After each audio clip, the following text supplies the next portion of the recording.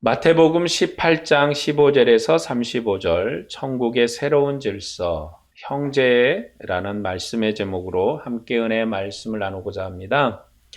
오늘 말씀의 사실 핵심은 35절의 내용이죠. 너희가 각각 마음으로부터 형제를 용서하지 아니하면 나의 하늘 아버지께서도 너희에게 이와 같이 하시리라. 그 말씀이 가장 핵심인 것은 이게 천국의 새로운 질서예요. 오늘 주님께서 앞에서 이제 주님의 새로운 질서에 대해서 말씀을 하셨고, 또 지금 이제 제자들에게 새로운 질서를 말씀하시는데 오늘은 형제에 관한 것입니다. 그러니까 천국 백성 간에 어떻게 살아야 되는가? 이 말씀은 율법과 대비되는, 모세 율법과 대비되는 그러한 관점이 있습니다.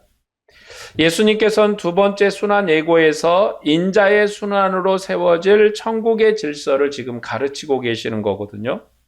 두 번째 순환에서 천국 율법은 18장에서 시작해서 20장 15절까지 이제 가르치십니다.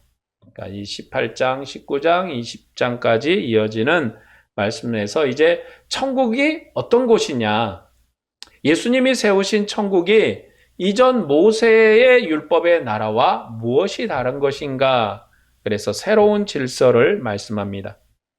18장은 예수님의 5강론 중에 하나입니다. 인자의 순환으로 세워질 천국의 시민권을 가르치고 있어요. 인자의 순환으로 세워질 천국은 아이들 하나라도 잃지 않는 존귀한 나라예요. 그래서 아이들은 숫자도 세지 않을 만큼 천한 존재죠. 의미 없는 사람이고 귀하지 않은 사람입니다. 그런 사람이 천국에서는 크다 여김을 받는 거예요. 그래서 천국은 어린아이나 또 어른이나 귀한 자나 귀하지 않은 자나 모두가 차별이 없는 하나님의 자녀로서 은혜로운 백성으로, 천국의 시민으로 영광을 얻는 거예요. 또 이제 범죄자를 향하여서 우리가 합심하여 기도하고 서로가 바로잡고 용서하는, 그러니까 서로가 서로를 용서하는 사랑과 거룩함이 가득한 나라예요. 서로가 서로를 용서해야 돼요. 이게 천국이에요. 그러니까 우리가 그리스도 안에서 그리스도의 교회가 왜 분쟁하면 안 되는가? 왜 우리가 서로 다투어서는 안 되는가? 그것은 천국의 모습을 정면적으로 부인하는 행위이기 때문에 그렇습니다. 교회의 질서를 깨트리고 교회의 화평을 깨트리고 형제 간의 다툼을 일으키는 사람은 교회 안에 가장 무서운 범죄자인 거예요. 그런 천국은 그런 옛 율법의 나라와는 다릅니다. 모세 율법으로는 어린아이는 계수되지 않을 만큼 천한 백성이었어요. 그리고 범죄자는 피해자에 의해서 재판관에게 고발당하고 반드시 형벌을 받아야 되는 게 율법의 명령입니다. 여러분, 율법에서는요, 재판관만 판결할 수 있어요. 제사장만 판결할 수가 있어요. 백성이 스스로가 스스로를 판단하여 용서하면 안 됩니다. 그런 나라에서 이제 자기 백성의 죄를 짊어진 인자의 순환으로 아들이 세우신 존귀한 나라는 서로가 화평하는 나라예요. 서로가 귀한 나라입니다. 예수 그리스도에서 세우신 천국은 어린아이까지라도 존귀한 하나님의 아들이에요. 어린아이도 여자도 천한 백성도 누구도 교회 안에서는 모두가 존귀한 자입니다. 죄를 지은 형제까지라도 마찬가지입니다. 서로를 바로잡고 용서함으로 거룩함과 사랑의 나라가 되는 거예요.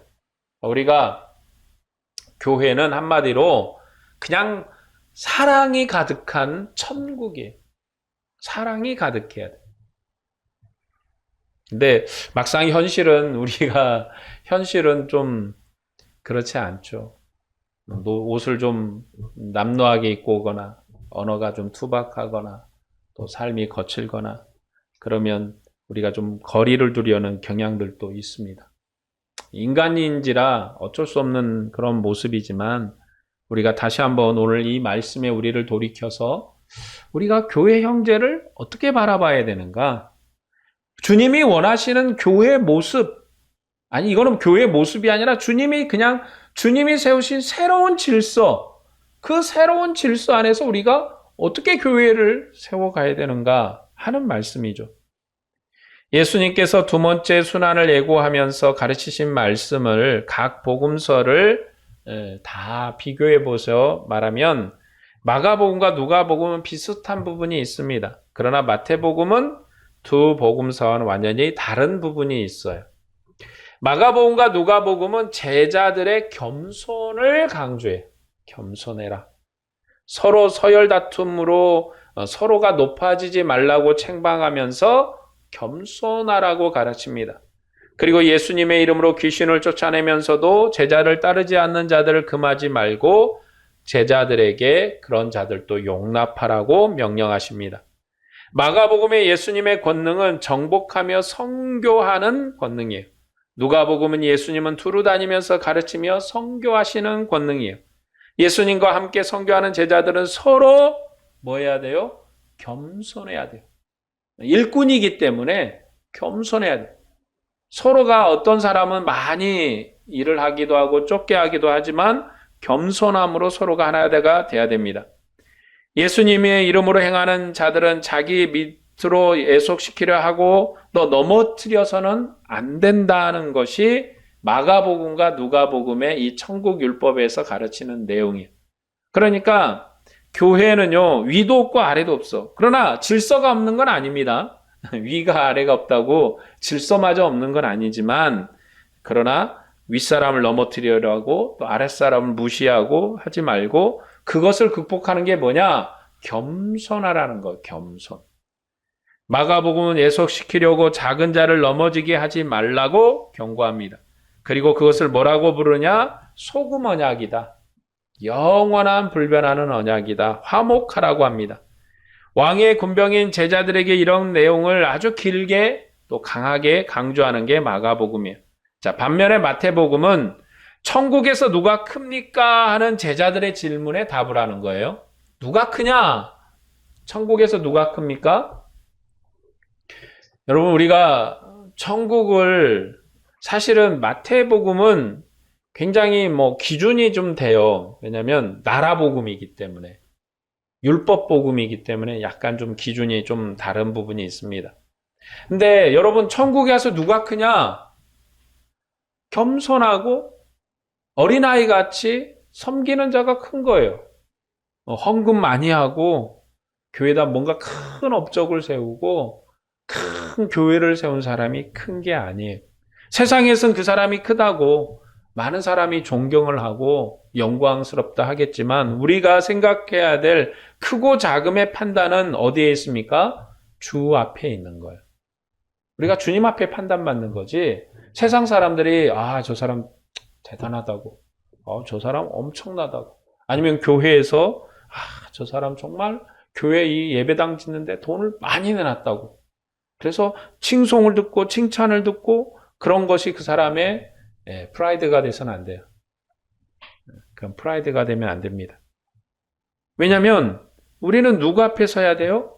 주님 앞에 서야 돼요. 주님 앞에. 주님 앞에서 판단받는 게 우리지 세상 사람들의 시각에 또 교인들의 시각에 판단받으려고 하면 안 돼요. 그래서 예수님께서 이제 제자들이 천국에서 누가 크냐 하는 그 질문에 답을 하시는 거예요. 그 강론에서 예수님께서는 뭘 가르치느냐? 천국 시민권에 대한 얘기예요. 천국은 누가 들어가느냐? 그 부분부터 말씀해요. 천국은 누가 들어가느냐? 천국엔 누가 있느냐? 어린아이도 천국 백성이다. 율법에서는 어린아이는 숫자도 안 세는 거잖아요. 그렇기 때문에 그건 무슨 얘기냐? 모세 율법의 나라에서는요, 어린아이는 천국 백성이 아니에요. 하나님 백성이 아니에요. 여자도 하나님 백성 아니에요. 누구만 오직 남자만 하나님의 백성이에요. 왜냐하면 군대 개념으로 계수하기 때문에 그렇습니다. 나라의 전쟁을 하려고 하는 그 계수이기 때문에 그래요. 심지어 나라 백성 숫자도 세지 말라고 그래 하나님이.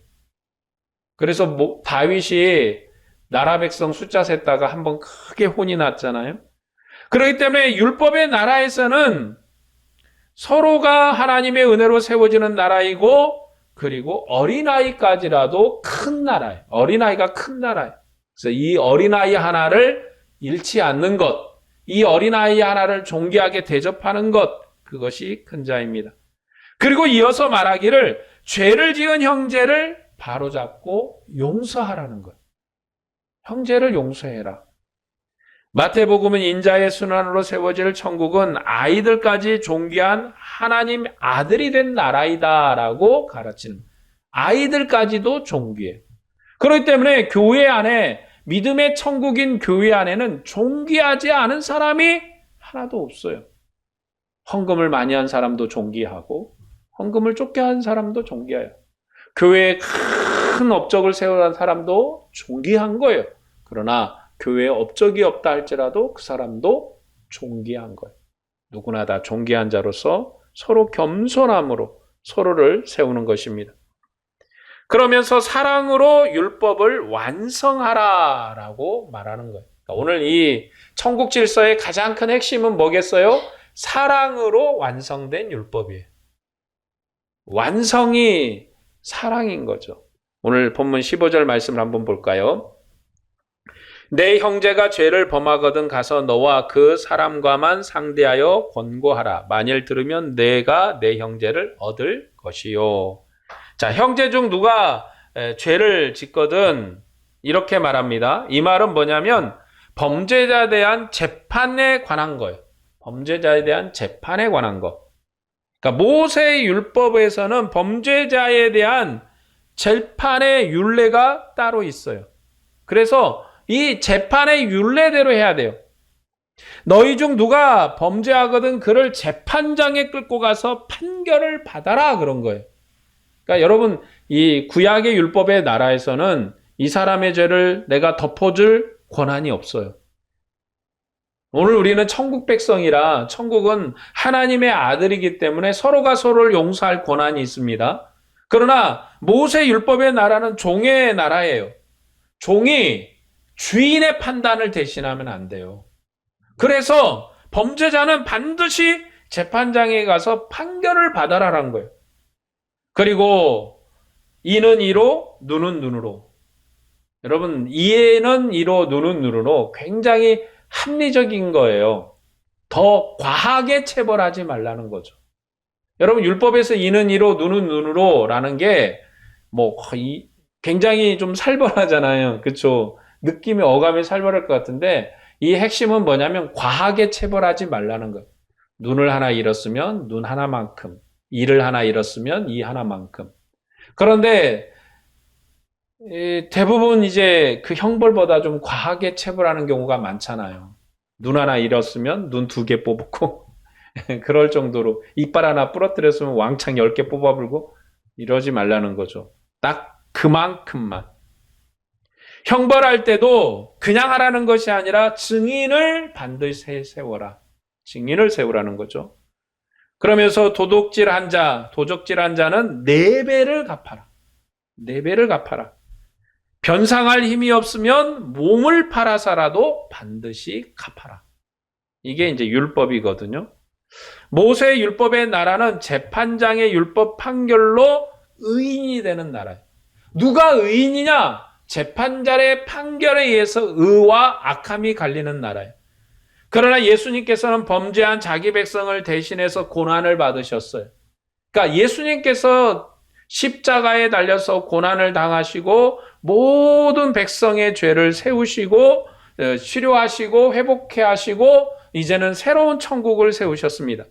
그가 세우신 천국은 형제가 합심해서 서로를 바라잡고 하나님처럼 용서하는 나라예요. 여러분, 율법의 판결에 재판장만 판결할 수 있어요. 왜? 하나님이 재판장에게 이스라엘 백성을 판결할 권한을 주셨거든요. 그러나 오늘은 우리가 바로 하나님의 자녀예요. 하나님의 아들이에요. 그래서 하나님의 아들인 우리가 하나님처럼 용서하는 나라. 그게 교회예요. 왜 우리가 형제에서 용서할 수 있느냐? 우리가 하나님처럼 형제를 용서할 권한을 받았어요. 우리가 재판장이에요. 우리가 거룩한 백성이에요. 우리가 제사장이에요. 우리가 하나님 앞에 나가는 주님의 백성이에요. 우리가 하나님의 아들이에요. 그러니까 서로가 서로 용서하는 거예요. 이게 새 질서예요. 모세 율법에서는 절대 있을 수 없는 질서예요. 서로가 서로를 용서한다? 그건 범죄를 두둔하는 거예요. 범죄를 더 키우는 거예요. 하나님의 말씀을 어기는 거예요.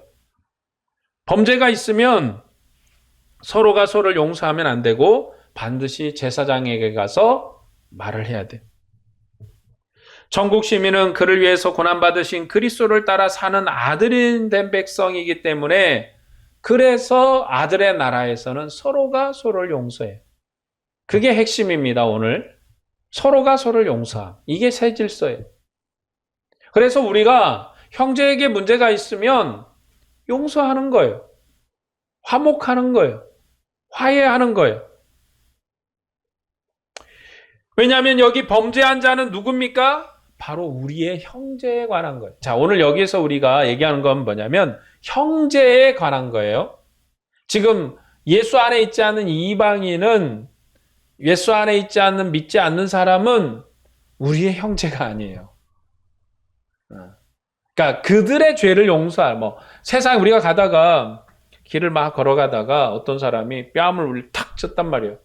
근데 탁 맞고, 내가 이쪽 뺨도 돌려대면서 때려주세요. 이거는 멍청한 짓이죠. 경찰 불러야죠, 경찰. 경찰 불러야 돼요. 길 가다가 맞았는데. 이 사람 누군지도 모르는데 날 때렸다니. 지금 여기의 핵심은 뭐냐면 우리의 형제예요. 그러니까 이 사람도 하나님의 자녀이고 나도 하나님의 자녀예요. 같은 교회에서 우리가 사실 다른 교회, 길 가다가 이 사람이 다른 교회 어떻게 다니는지 알 수가 없잖아요. 그러니까 우리가 그렇게 하라는 게 아니라 우리의 믿음의 공동체, 그래서 지역 공동체, 지역 교회, 또 우리가 교류하다가 만나서 서로 아는 사람 믿음의 공동체, 그 믿음의 공동체에서 서로가 서로를 용서하라는 거지. 길 가다가 뺨을 한 달 맞았는데 제가 당신을 용서합니다 하고 보내는 게 아니죠. 그거 미련한 거죠. 그거는 미련한. 여기에 이해하는 건 범죄한 자가 누구냐? 우리의 형제. 그러므로 피해 당한 당사자인 형제가 가해한 형제를 바로잡을 의무가 있어요. 문제를 일으킨 형제에 대해서 먼저 가서 말할 의무가 있다는 거예요. 먼저 형제의 부끄러움이 드러나지 않도록 단둘이 만나서 바로잡아요. 형제 간에 만나서 단둘이 얘기해야 돼요. 너 그거 잘못했다. 용서를 구해라. 이건 잘못됐다. 그래서 이 과정을 통해서 범죄한 형제가 돌이키면 그 형제를 얻는 것입니다. 만일 그의 말을 듣지 않으면 증인될 한두 사람과 함께 가서 말해서 그 말마다 확증하라는 거예요. 이제 혼자 가면 둘이서 얘기하고 나 그런 말 한 적 없다 이럴 수 있잖아요. 그러니까 지금은 이제 녹음기도 있고 그러니까 녹음해가지고 이렇게 나오면 되지만 이제 두 사람이 같이 가서 세 사람이 같이 가서 같이 얘기하는 거죠. 야, 너 이렇게 얘기 들으니까 그거 잘못한 것 같은데 그 사람이 저저저해서 난 잘못했다 이렇게 이제 확증하는 거죠. 여러 형제에 가서 말하는데도 듣지 않으면 어떻게 해야 됩니까? 교회에 말하는 거예요. 이제 교회가 치리를 해야겠죠. 교회가 판단을 해야 되는 거예요. 이제 형제를 오라고 그러고 또 이쪽 형제도 오라고 그러고 해서 교회가 이제 말을 듣는 거죠. 물론 이제 교회 전 교인이 가서 말을 들을 수도 있지만 대표를 파송해서 들을 수도 있고 그래서 이제 교회에 공포하는 거죠. 그래서 딱 듣고 나서 당신이 좀 이런 부분에서 잘못한 것 같는데 용서를 구하거나 화해를 할 의향이 없느냐 물어보면 제가 잘못했습니다. 용서를 합니다. 그럼 끝나는 거죠. 근데 그러지도 않는다. 교회 말을 듣지 않은 거죠. 교회가 판단을 해봤더니 문제가 있어 이 사람이. 그럼 그걸 어떻게 하냐? 이방인과 세리처럼 판결하는 거예요. 그게 뭔 얘기냐? 교회 밖으로 추방하라는 거예요. 출교시켜라. 그리스도 안에서 끊어내라는 거죠. 왜냐하면 그건 악이에요. 악. 여러분 우리가 범죄한 형제를 용서하고 품으라는 거에서 악까지 품으라는 건 아닙니다. 악까지 품는 건 아니에요. 악은 잘라내는 거예요. 악은 잘라내야 돼요. 왜냐하면 그 악을 그대로 두면 교회를 썩게 하고 멍들게 하고 교회를 죽일 수 있어요.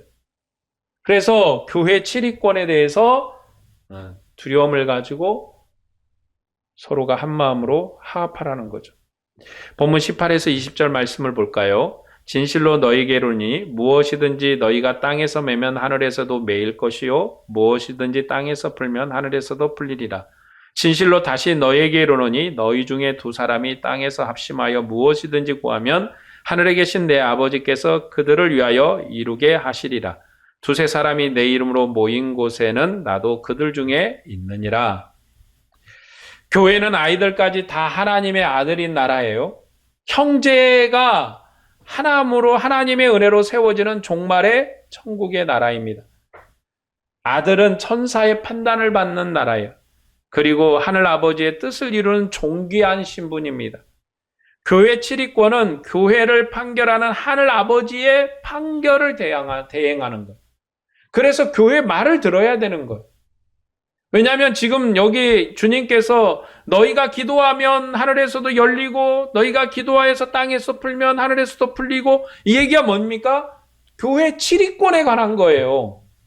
교회의 판단이 바로 그리스도의 판단이고 교회의 판단이 하나님의 판단이라는 거예요. 이거는 개인에 관한 얘기가 아니에요. 내 개인이 기도하면 하늘에서 딱 풀리고 그런 개념이 아니라 교회의 치리권, 교회의 사도권, 그런 부분에 관한 말씀입니다. 그래서 교회 치리권은 교회를 판결하는 하늘 아버지의 판결을 대항하는 거예요. 우리가 교회 지체이고 하나님의 아들이고 하나님의 은혜이기 때문에 같은 형제에게 같은 하나님의 지체인 그들에게 개인적으로 찾아가서 말하는 것도 하나님의 뜻을 대행하는 거예요. 여러 사람이 가서 말하는 것도 하나님의 뜻을 대행하는 거예요. 그러나 공평하게 하나님의 권세는 교회에 주어졌기 때문에 교회 공동체의 얘기에서 공동체가 판결해서 하나님의 뜻을 이행해서 그 사람의 문제를 해결하는 것, 교회의 악을 제거하는 것, 그것이 교회의 권세라는 것. 그리스도의 교회는 그리스도께서 하늘의 영광으로 아버지의 영광으로 함께 거하시면서 통치하는 종말의 천국이에요. 통치의 나라예요. 여러분 교회가 서로 사랑한다고 막 위도 없고 아래도 없고 질서도 없고 막 그러는 게 아니라 나 사랑하는데 뭐 그래서 막 가서 뺨 때리고 이쪽 뺨 때리고 막 그러면 안 되는 거예요. 여러분 주님과 함께 통치하는 나라예요. 주님과 함께 통치하기 때문에 서로가 서로를 용서할 수도 있고 화목할 수도 있는 거예요. 범죄를 덮고 범죄를 품어주고 용서를 구하는 형제를 용서하고 품을 수 있는 게 교회의 권세. 그러나 교회가 하나님의 의를 얻었다고 해서 범죄를 영원히 묻어두는 건 아닙니다. 교회가 죄를 지은 형제를 멸시하지 않고 귀한 형제로 바로잡고 그를 위해서 합심해서 기도하는 것은 예수님 때문에 그런 거예요. 예수님의 은혜로 그런 거예요. 자기 백성의 죄를 대신해서 고난받으셨으나 영광을 얻으신 그리스도께서 함께 하시는 종말의 천국의 교회이기 때문에 서로 화목하려 그런 거예요. 교회는 고난받으신 그리스도의 사랑과 인내로 형제를 바로잡아 거룩하게 하는 것. 형제를 바로잡는 것. 그게 거룩함이에요. 여러분 용서와 사랑은요. 발음에서 나오는 거예요. 용서와 사랑은 발음에서 나오는 거예요. 발라야 돼. 여러분 아이를 사랑하잖아요. 자녀를 사랑하잖아요. 그러나 그 사랑이 발음을 떠난 사랑은 아니잖아. 아니 얘가 나가기만 하면 학교 가서 그냥 주먹질을 하고 돌아오네. 아니 나가기만 하면 주머니에 뭐 이렇게 막 가득 있어. 그래서 어디서 가져왔다 그랬더니 뭐 여기저기서 들고 온 거예요. 아 사랑하는 아들아. 아휴, 내가 사랑하니 용서해주고 괜찮아. 그러면 안 돼. 문제를 해결해야 돼. 바르게 해야 돼. 바르게. 아이를 때리는 아이를 때리게 해서는 안 돼요. 폭력을 행사하는 아이 그렇게 하면 안 됩니다. 남의 물건을 훔치는 아이 그렇게 하면 안 돼요. 내버려 두면 안 됩니다. 훈계하고 가르치고 엄하게 해서 바르게 하는 게 사랑이지 모든 걸 다 품어준다고 사랑이 아니에요. 교회도 마찬가지입니다. 형제가 잘못하면 잘못했다고 얘기해야 돼요. 공동체 예배도 안 나오고 주님을 찬양하는 자리도 안 나오고 서로가 함께 협심하여 일할 자리도 안 나오면 교회가 얘기해야죠. 왜 당신은 그렇게 신앙생활을 하느냐고. 왜 주님을 그렇게 섬기느냐고. 한 마음과 한 뜻으로 함께 주님을 경배하지 아니하고 왜 그러느냐고 얘기해야 되는 거예요. 그게 발음이에요. 사랑하니까 그냥 이것도 좋고 저것도 좋고 그냥 모든 게 좋습니다 라고 얘기하면 안 되는 거죠. 발음이 기초한 사랑. 사랑의 율법이라고 그러니까 그냥 모든 것이 질서 없이 그냥 다 용서되고 다 허용되는 게 아니에요. 우리가 사랑한다고 해도 한계는 있는 겁니다. 분명히 발음이 있어야 돼요. 본문 21에서 22절 말씀을 볼까요? 그때 베드로가 나와 이르되 주여 형제가 내게 죄를 범하면 몇 번이나 용서하여 주리까? 7번까지 하오리까? 예수께서 이르시되 내게 이르노니 7번뿐만 아니라 7번을 70번까지라도 할지니라. 7 곱하기 70이죠. 7 곱하기 70. 예. 한마디로 많이 하라는 거예요. 뭐 숫자를 얘기하는 게 아니라. 자, 모세 율법의 거룩함은 죄를 지은 형제를 단번에 재판장에 세우는 게 의예요. 의. 여러분 봐두고 있다가 한 건 안 되고 있고 2건, 3건 모아서 가야지가 아니라 한 건만 있어도 세워야 돼. 율법은 종의 나라여서 종이 스스로 다른 종의 죄를 용서할 수 없는 나라입니다. 그러니까 내가 이 사람이 잘못한 걸 보고 그 정도는 괜찮아 덮어두면 같이 범죄자가 되는 거예요. 그래서 반드시 재판장에 세워서 판결을 받아서 그의 죄를 떨어야 되는 거예요. 그러니까 여러분 지금 이거는 고발해가지고 그 사람을 골탕 먹이라는 게 아니라 그 사람의 문제를 떨어주는 거예요. 그 사람이 더 큰 문제에 걸리기 전에 작은 문제를 해결해 주는 거예요. 그 사람의 더 심한 범죄로 이스라엘이 멸망하기 전에 그 사람을 잘라냄으로 이스라엘을 보호하는 거예요. 작은 일을 용서하여 덮어두면 더 큰 문제로 번집니다. 결국 하나님이 진노하면 이스라엘이 패망할 거예요. 이스라엘이 더 많은 범죄로 고통을 당할 거예요. 그래서 형제가 잘못하면 반드시 단번에 고발하라는 거예요. 그거는 여러분 매몰찬 게 아닙니다. 인정 없음이 아니에요. 이스라엘을 살리는 겁니다.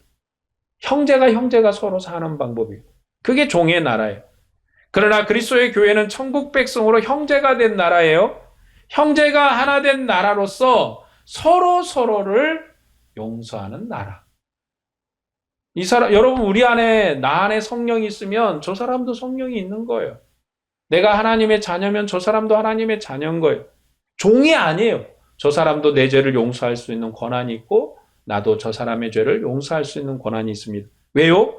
내가 용서하면 하나님도 용서하세요. 내가 화목의 손길을, 화해의 손길을, 화평의 손길을 내밀면 하나님도 화평의 손길을 내미세요. 그게 교회의 권세예요.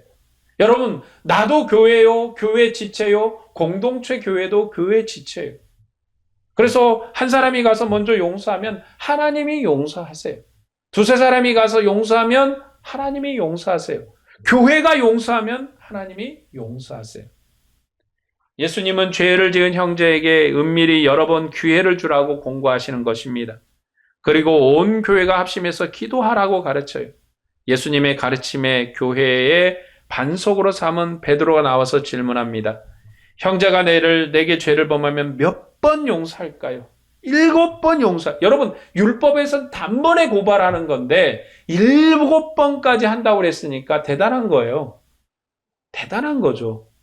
7번까지 할까요? 이 질문에 예수님께서 7번뿐만 아니라 7번을 70번까지라도 용서하라고 합니다. 7은 뭐냐? 하나님의 행하심을 나타내는 완전 숫자예요. 창조의 숫자이죠. 10은 자연의 완전수의 역사를 완성하는 숫자입니다. 예수님의 가르침은 하나님처럼 완전히 용서해라. 7이 여러 번 반복되고 10이 여러 번 반복되잖아요. 완전히 용서라는 거예요. 제자들은 하나님의 용서와 인내로 하나님의 집에 식구를 봉사하는 천국의 서기관이기 때문에 이렇게 가르치는 거예요.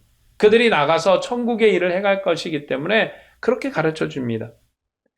여러분, 신앙은 그리스도의 긍휼과 인내의 사역인 거예요. 그래서 여러분, 바르게 세우는 일도 어려운 일이고 서로 사랑으로 용서하는 일도 어려운 일이고 여러분, 같은 화목의 공동체를 이루는 것도 어려운 일이에요.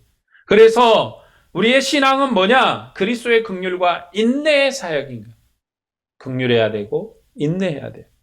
예수님께서 많이 빚진 주인에게 탕감받고도 자기에게 적은 빚진 동료를 용서하지 않는 종을 주인의 빚을 다 갚기까지 오게 가둔 이야기로 제자들에게 경고하세요. 너희가 많이 용서받았으니 너희도 용서해라. 주인은 종에게 이미 경고했습니다. 내가 너를 불쌍히 여긴 같이 너도 내 동료를 불쌍히 여김이 마땅하지 않냐냐. 너희가 각각 마음으로 형제를 용서하지 않으면 하늘에 계신 내 아버지께서도 너희에게 이렇게 하시리라.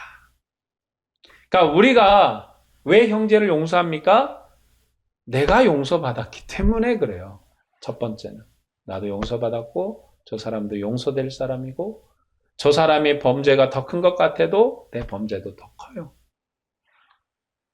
그래서 교회는 서로가 화목하려고 먼저 화해의 손길을 내미는 것입니다. 저 사람이 작게 범죄한 것 같아도 내가 더 큰 죄인일 수 있기 때문에 그렇죠. 오늘 말씀을 정리하겠습니다. 죄를 지은 형제에 대한 재판 규례는 예수님께서 제자들에게 가르치신 천국 시민권에 관한 율법입니다. 교회는 자기 백성의 죄를 대신해서 몸을 내어주신 그리스도의 상에서 먹는 아들들이에요. 교회는 그리스도의 몸으로 지체로서 사랑과 거룩함으로 주님의 이름을 증거하는 주님의 영광이 있는 교회입니다. 자기 권리를 주장하며 형제끼리 재판하는 자는 불의한 자예요. 모세 율법에 속한 육신의 사람입니다. 이런 사람은 그리스도의 나라를 유업으로 받지 못할 겁니다. 교회는 성령으로 사는 신령한 아들들이에요. 형제가 범죄하면 온유한 마음으로 그러한 자를 바로잡아야 해야 돼요. 그렇게 함으로 그리스도의 법을 이루는 것이 오늘 우리의 사명입니다. 우리는 범죄한 형제와 자신을 비교해서 자랑하지 말아야 돼요. 우리 자신을 하나님 앞에 살펴서 우리도 범죄에 빠지지 않도록 해야 됩니다. 우리가 화평함과 거룩함이 없으면 주를 뵙지 못할 거예요. 우리가 거룩함을 빙자해서 회개한 형제를 계속 부끄럽게 하면 그리고 용서하지 않으면 낙심시키는 일이 될 것이고 이거는 사탄의 계략입니다. 그리스도의 교회는 그리스도 안에서 나타내신 하나님의 사랑과 인애로 하나가 된 거룩한 종말의 천국임을 항상 기억해야 돼요. 더욱이 형제 재판에 대한 말씀은 교회의 치리자인 교회 지도자들이 명심해야 될 가르침이기도 합니다. 제자들은 거듭 거역한 이스라엘을 오래 참으신 하나님을 기억해야 돼요. 여러분, 이스라엘은 하나님이 너무 오래 참으셨어요. 모세 시대부터 바벨론에 멸망할 때까지 참으셨습니다. 제자들은 종말의 다윗 후손을 통해서 모든 민족을 통치하는 하나님의 긍휼과 인내를 깨달아야 돼요. 제자들은 항상 이 사실을 깨닫고 마음의 세계에서 하나님의 집의 형제를 섬기는 천국의 서기관이 되어야 되는 거예요. 사도 바울께서도 디모데에게 목회 지침을 가르칠 때 그리스도께서 죄인 중에 괴수인 자신을 오래 참으시고 긍휼을 베푸셔서 사도로 세우신 것을 본받아라. 나 같은 것을 용서하셔서 나를 세운 것을 너희도 본받아라. 바울 사도께서는 자신이 그리스도의 사도가 된 것이 주를 믿어 영생을 얻는 자의 본이 되게 하셨다고 고백했습니다. 나를 용서한 것처럼 너희도 용서받을 것이고 너희 형제도 용서하라는 거예요. 우리가 교회를 섬긴다는 것은 그리스도께서 오시기까지 하나님의 집인 교회를 그리스도의 거룩함과 사랑과 인내로 섬기는 거예요. 여러분, 사랑과 인내. 이게 천국의 질서의 핵심입니다. 사랑하고 인내해야 돼요. 오늘 우리가 형제를 섬기는 것은 주님의 명령이에요. 이 명령을 수행하는 것은 그리스도의 긍휼과 인내의 사역인 거예요. 주님의 명령을 수행한다. 우리는 주님의 뜻을 따른다. 쉬운 것 같지만 거기에는 긍휼의 또 인내가 있어야 되는 거예요. 이 사역을 우리가 끝까지 이루기를 소망합니다. 오늘도 주님의 긍휼과 인내로 헌신한 여러분에게 주님의 은혜와 평강이 충만하기를 축복합니다. 기도하겠습니다.